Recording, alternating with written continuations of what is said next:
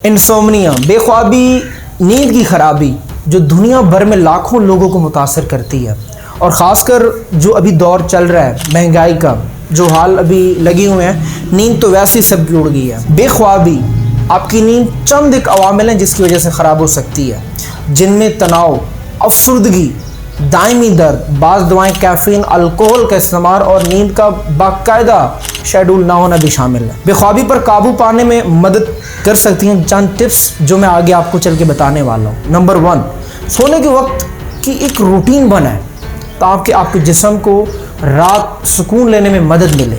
Number 2, caffeine, alcohol आपकी नींद में खलल डाल सकते हैं, इसलिए सोने से पहले इन चीज़ों से परहेज़ करें और वैसे भी यार ये इस्लाम में हराम ही है। नंबर 3, ये बात आप यकीनी बनाएं कि आपका बेडरूम ठंडा हो, अंधेरा हो वहाँ पर और पुरसुकून माहौल हो।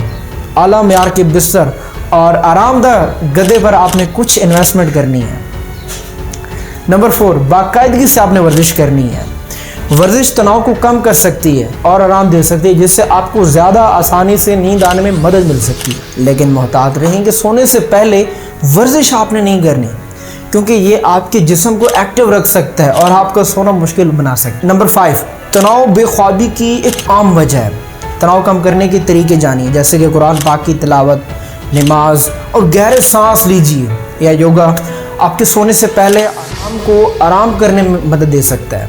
नंबर 6, सोने से पहले मोबाइल से आपने परहेज़ करना है। इलेक्ट्रॉनिक स्क्रीन से खारिज होने वाली नीली रोशनी आपके जिस्म में कुदरती नींद के जागने के चक्कर में मुदाखलत डाल सकती है। सोने से पहले इलेक्ट्रॉनिक आलात जैसे कि स्मार्टफोन्स, टैबलेट या लैपटॉप के इस्तेमाल से आपने गुरेज करना है, इस्तेमाल नहीं करना है। नंबर 7, अगर आपकी बेख्वाबी शदीद है और आप इसका इलाज कराना चाहते हैं तो आप नीचे दिए गए नंबर पर राब्ता करके अपना अपॉइंटमेंट ले सकते हैं।